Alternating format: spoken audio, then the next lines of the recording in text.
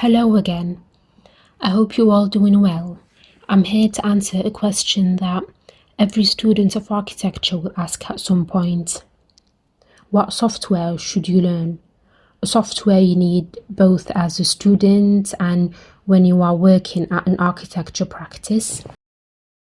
I know it's confusing and difficult to decide since there's many softwares to choose from. Some are easy to learn and use. Some are more difficult and time-consuming. The first software you need to be able to use is AutoCAD. Normally, you'll be taught AutoCAD on your second year of your course. AutoCAD is good for creating 2D drawings. AutoCAD is also used a lot in architectural practices.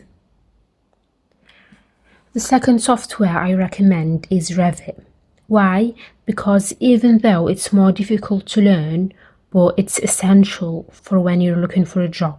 Nearly all practices use Revit, and it's good for creating both 2D drawings and 3D models, because how it works is you only draw the 2D plan and the software will project all the views such as elevations, sections and 3D models.